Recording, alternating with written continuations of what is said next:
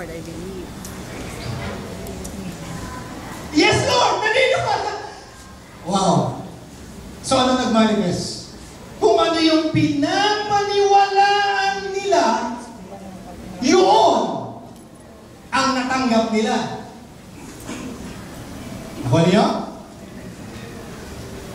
And they said to him, Yes, Lord. Then he touched their eyes, verse 29, saying, according to your faith. Sabihin natin, according to your faith. According to your faith, let it be to you.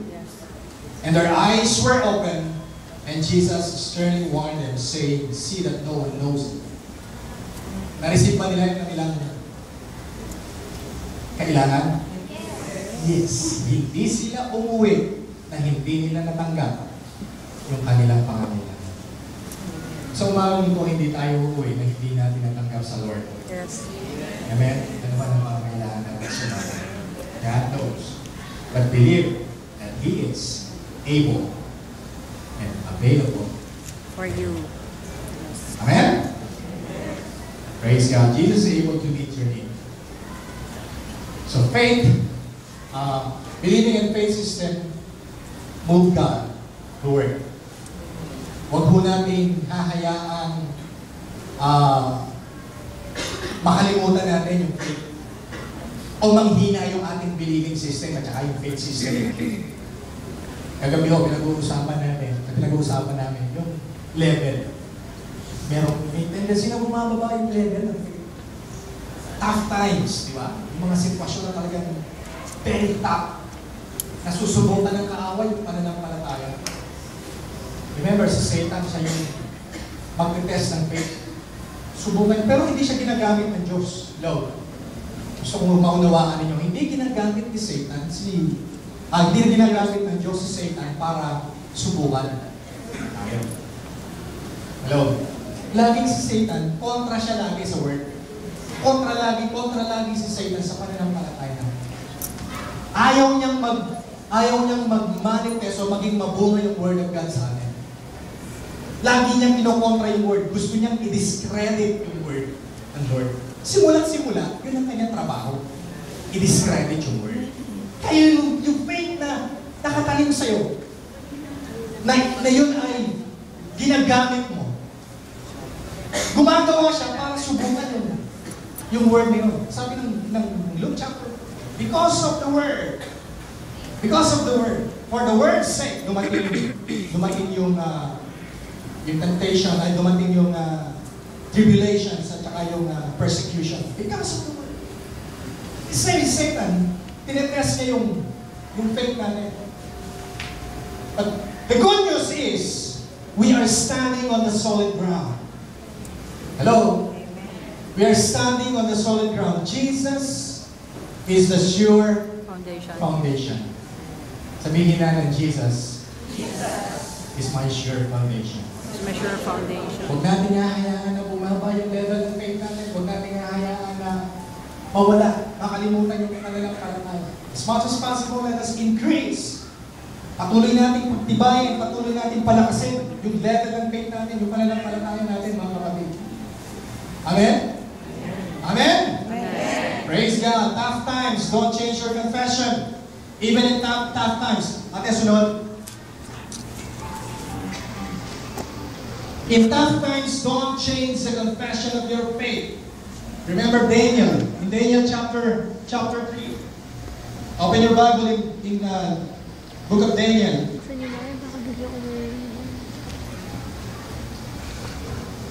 Daniel 3.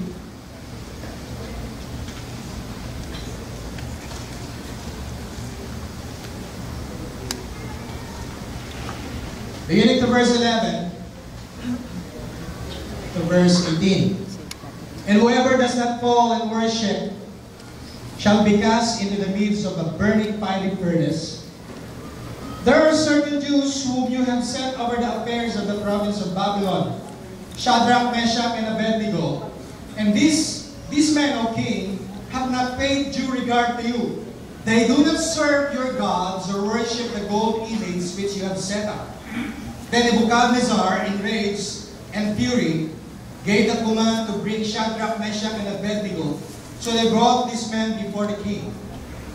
Nebuchadnezzar spoke, saying to them, "Is it true, Shadrach, Meshach, and Abednego, that you do not serve my gods or worship the gold image which I have set up?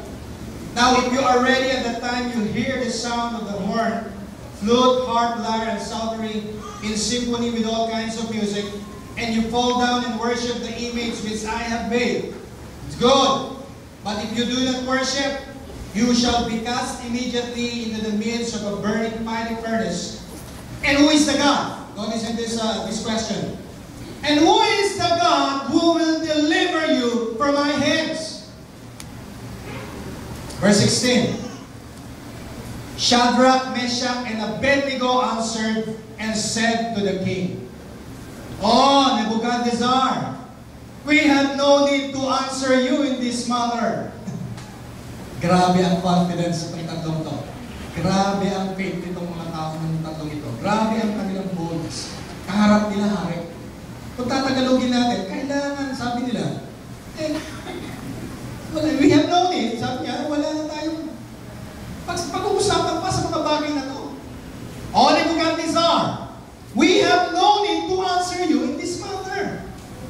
If that is the case, na kami ay itapon sa burning fiery furnace, notice that word, our God whom we serve." Sabi natin, our God whom we serve is able. Who is our God?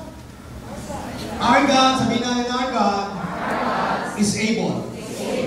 And who is the God who will serve, who is the God who will deliver you from my hands? Oh, our God whom we serve is able to deliver us from the burning fiery furnace, and He will deliver us from your hand, O King. But it now let be known to you, O King, that we do not serve your gods, nor we will worship the gold image which you have set up. So, ano nangyari? Sila itinapon doon sa mainit na pugon. Okay? Tumalon tayo sa verse 23. Hanggang verse 25. "And these three men, Shadrach, Meshach, and Abednego, fell down bound into the midst of the burning fiery furnace. Then King Nebuchadnezzar was astonished, and he arose in haste, and he spoke, and saying to his counselors, Did we not cast three men bound into the midst of the fire? And they answered and said to the king, True, O king. Look! He answered, I see four men. I see four men. Ilan yung tinapon? Tatlo. So ilan ang nakita? Apat. Bakit? Kasi yung pinapaniwalaan ng tatlo, doon sa ilalim, magiging apat sila. Yung pinapaniwalaan ng tatlo, the God that we serve is able to deliver them and be with them. At hindi sila pababayaan. Yun ang kanilang pinapaniwalaan. Yun ang kanilang faith. Anong nag-manifest? Ano yung kanilang naranasan? Kung ano yung kanilang pinapaniwalaan. Look, he answered, I said, I see four men loosing, walking in the midst of fire, and they are not hurt. And the form of the fourth is like the Son of God. Who is the Son of God? In New Testament, Jesus was revealed as the Son of God. You see, nakita natin, doon pa lang sa time na yun, nagpamanifest na si Jesus. At hindi sila iniwanan ni Jesus. Hello? Sabihin natin, burning fiery furnace. Burning fiery furnace. Anong mas matindi? Apoy o tubig? Apoy. Tubig. Apoy o tubig? Ha? Bakit? Sa apoy, ano? Walang natitira sa tubig, mababasa lang. Hello? So, mas matindi yung dinaanan ng